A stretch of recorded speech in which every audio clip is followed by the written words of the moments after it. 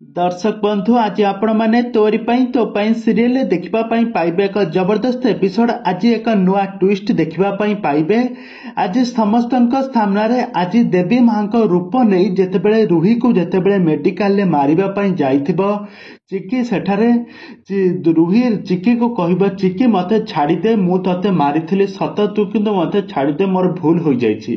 तापर सीरियल कहानी रे एमिति किछि नुआ ट्विस्ट आसबो ताहा सब किछि देखिले आपण माने आश्चर्य हो जिवे।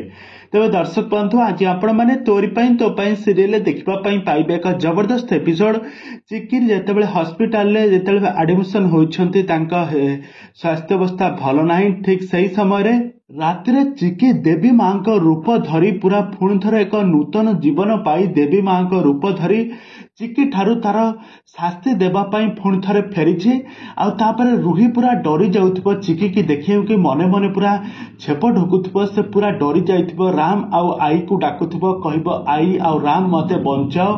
तापर देखिबो कहबो सेठी किए। तापर देखिबो जे चिकी कहबो तू चिकी तू बंचिछु।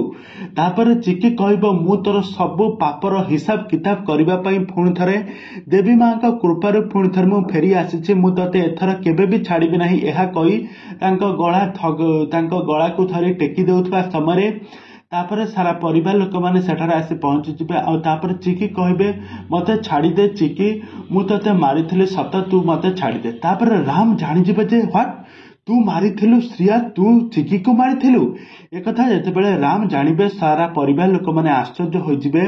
तबे दर्शक बंधु एबे तोरी पई तो पई सीरियल कहानी रे आगो को कोन आसबा नुआ ट्विस्ट आपण माने हम चैनल सहित जोड़ी होई रहंतु।